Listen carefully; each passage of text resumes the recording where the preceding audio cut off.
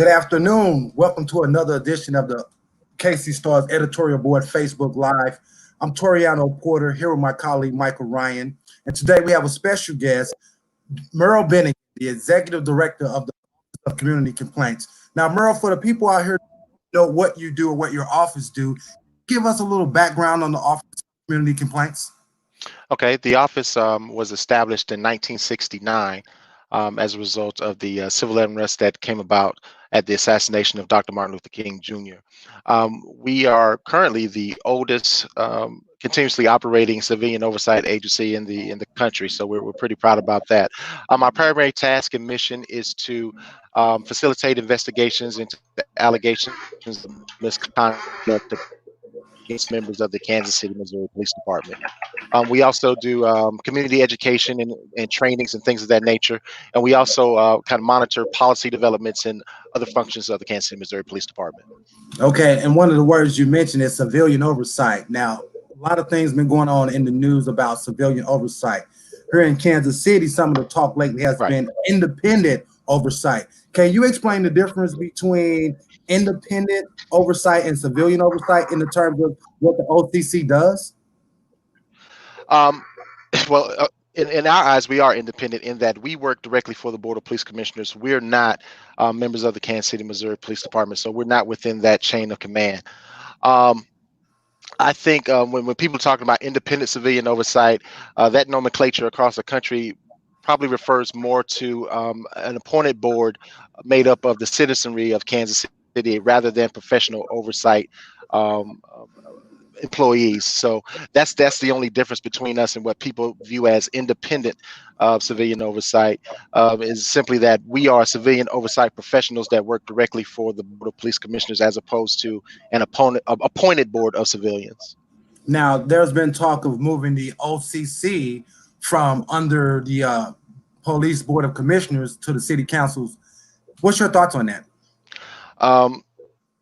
That's interesting. It's an interesting idea. I think that in order to do that, first though, you would have to make some statutory changes, because the state statute says that the Board of Police Commissioners would actually be the body that is authorized to hear complaints made against members of the police department. We are an arm of the Board of Police Commissioners, so in order to make a change of that nature, there would have to be a state statutory change.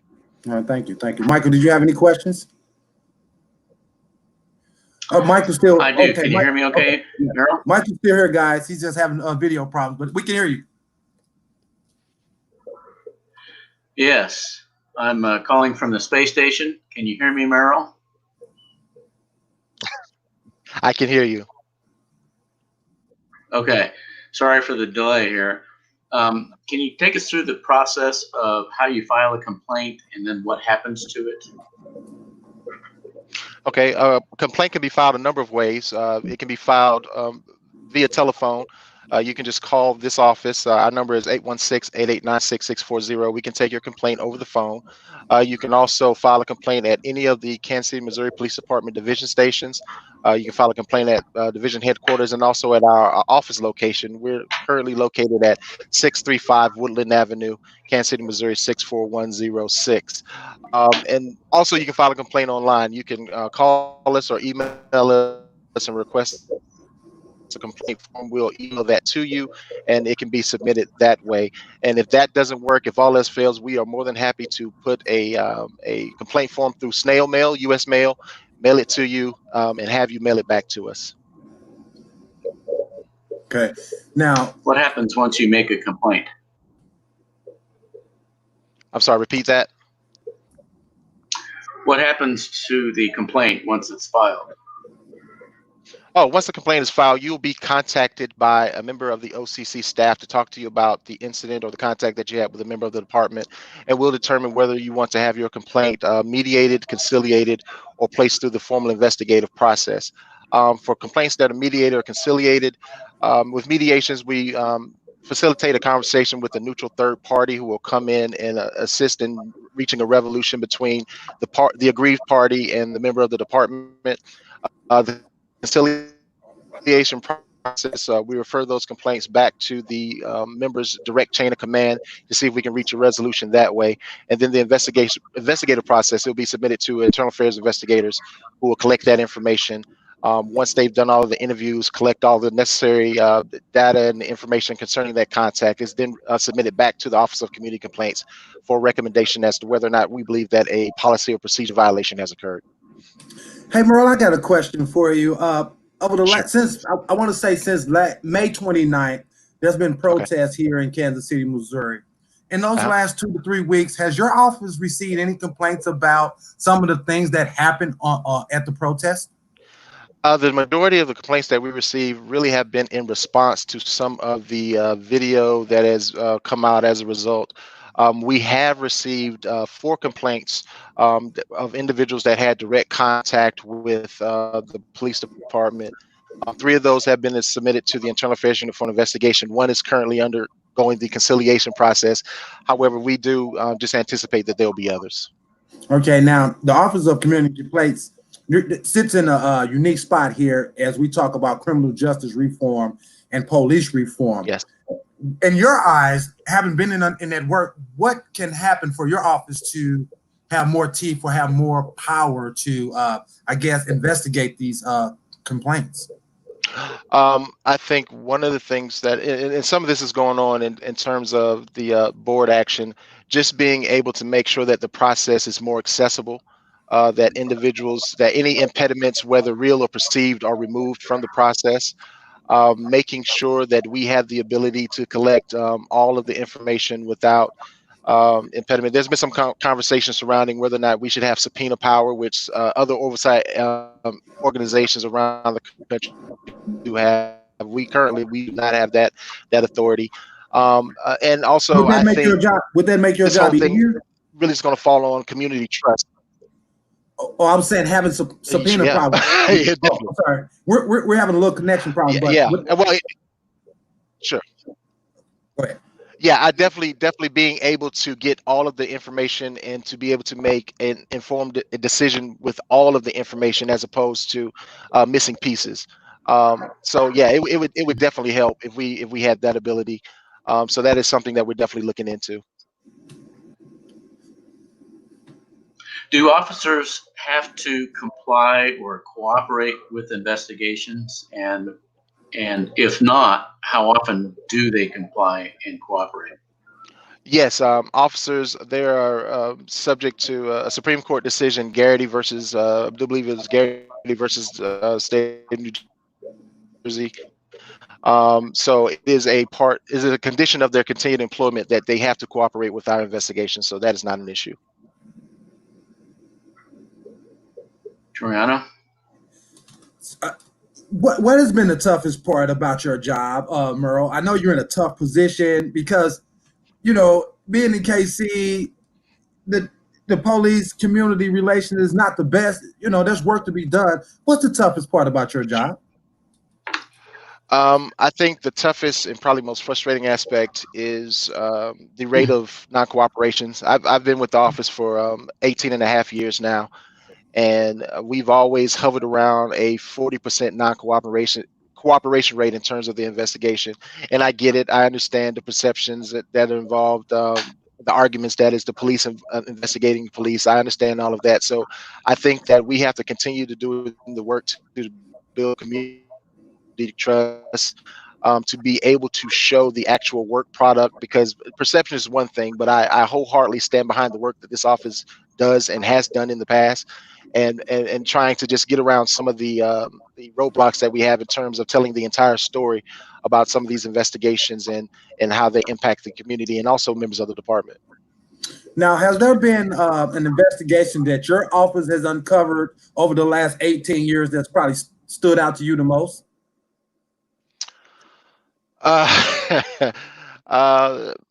There's probably been a few. The ones that stand out the most are ones where we're able to make some definite changes to policy and procedure. I recall once that there was, and this actually, I think this happened before I came on, but it's something that kind of illustrates the impact that this office can have. Back when the police department had a detention unit at headquarters, there was really not an established policy as to how long an individual would remain in a restraint chair if they were, belligerent or resistant to the detention facility officers.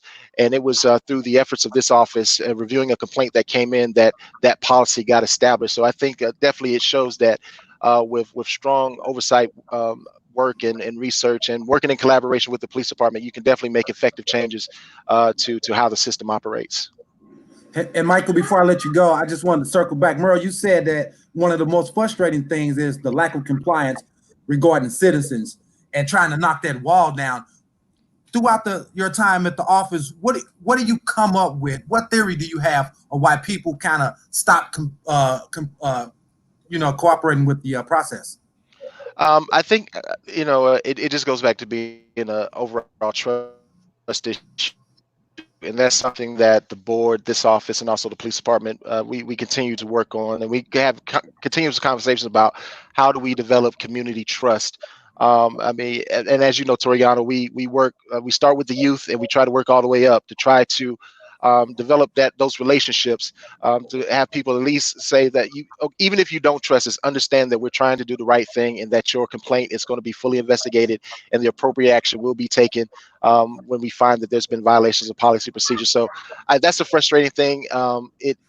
It's something that we continuously work on, but I think now we're seeing that even if we don't have the full cooperation of individuals, it's still incumbent upon us to make sure that we do a thorough review of any and all allegations that are made, so that one, we can say whether or not there was a violation, but two, to show the public and the community that we take these complaints seriously.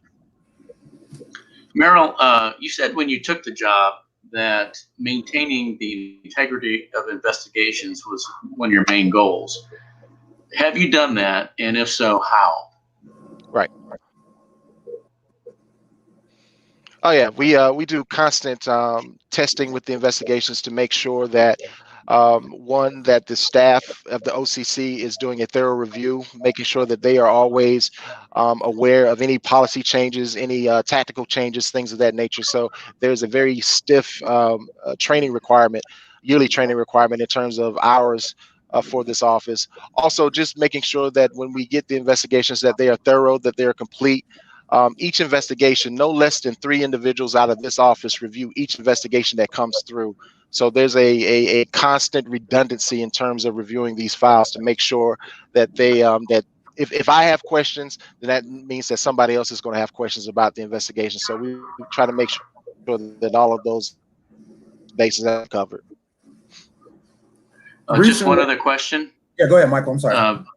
When was last time a complaint was sustained, and what type of incident was it?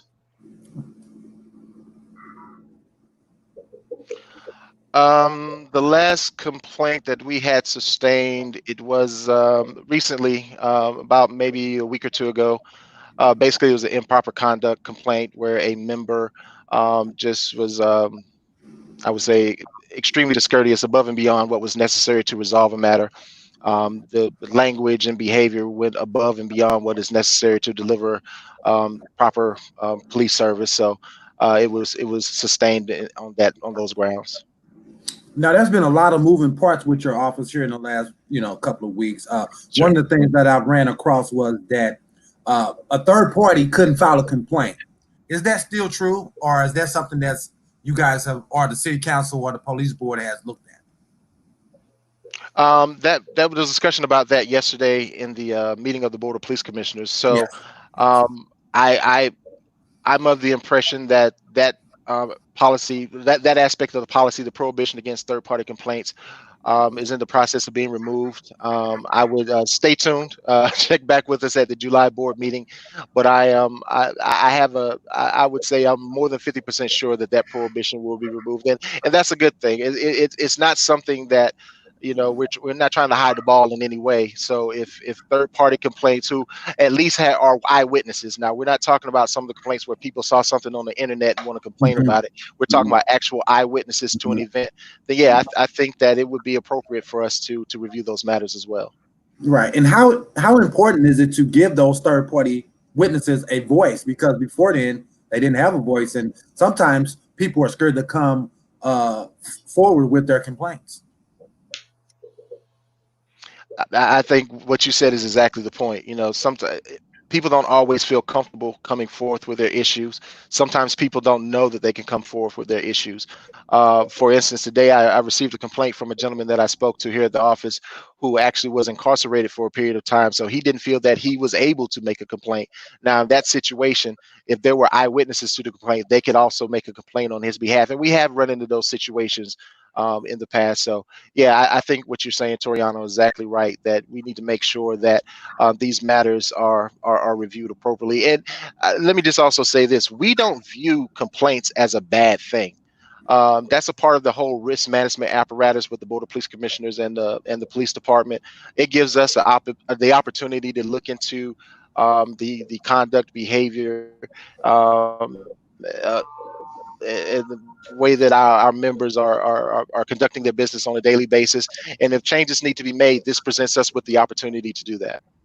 Right. And you work at the behest of the police board, the police commissioners. What are those kind of conversations you guys have behind the scenes about reform and reforming your office?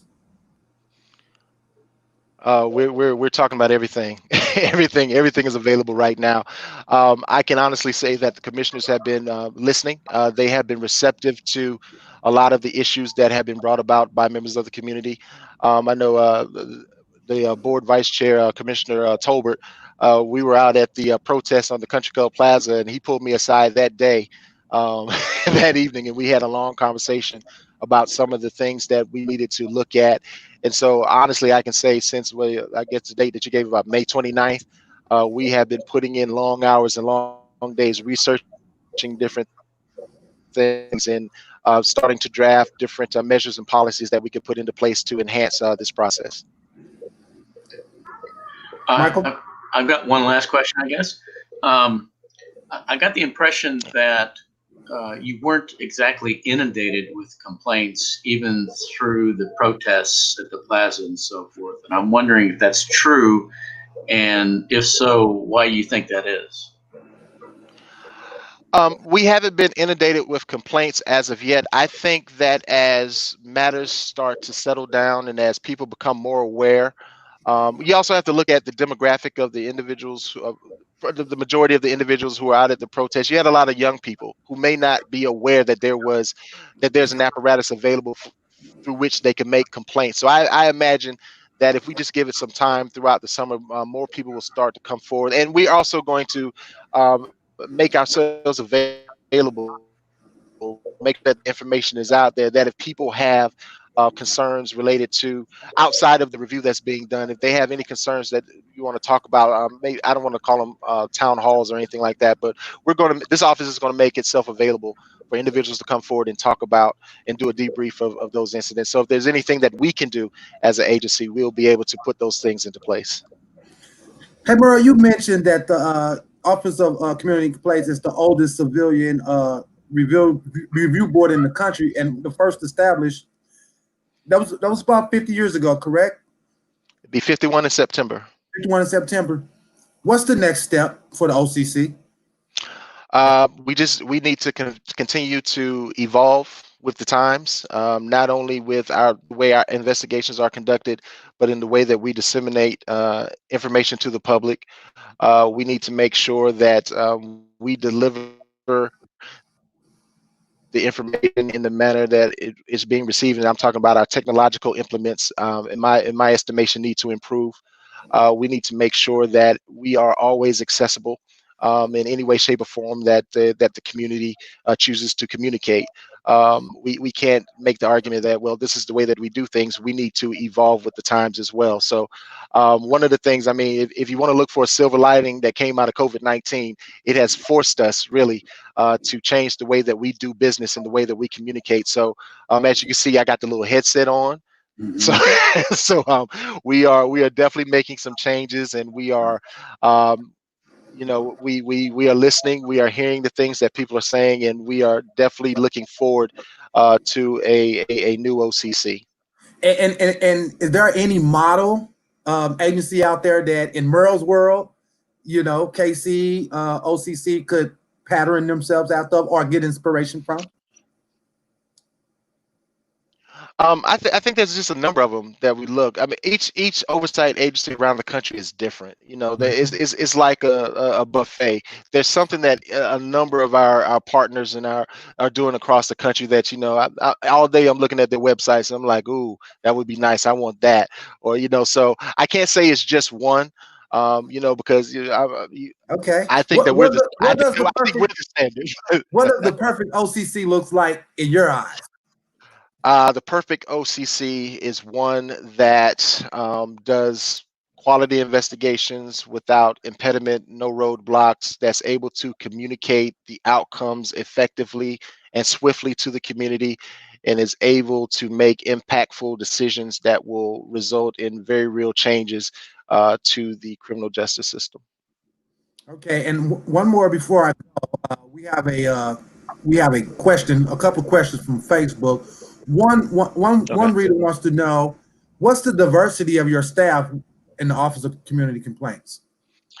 Currently, we have 5 members on staff, 3 African Americans, 2 Caucasians. There's 3 females on staff, 2 males. Okay, good. And one other question here. Who do we complain to about a KCPD sergeant accusing a victim of lying while responding to a report of a rape? These officers are not trained for anything. You would complain to us. File a complaint with the Office of Community Complaints so that we can make sure that that issue and that concern has been documented. If it is something that is outside the scope of our authority, we'll be sure to forward it on to the appropriate authority.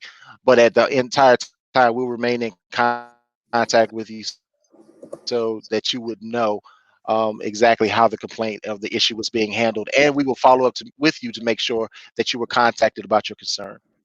Outstanding. Well, we're just about out of time. Merrell, I want to say thank you for taking time out your day. I know it's pretty busy over there at the Office of Community Complaints. We do appreciate what you do. And in this, as we go through this reform, police reform and criminal justice reform, we hope your office are able to get the tools and apparatus it needs to build that trust within the community, because the work that you do is important. I wish more people knew about the Office of Community Complaints. I'm Toriano Porter. For my colleague Michael Ryan, we want to thank Merrell Bennekin, again, Executive Director of Kansas City Police Department's Office of Community Complaints, under the guise of the Board of Police Commissioners. Until next time, thank you guys for joining us on Facebook Live with the KC Stars Editorial.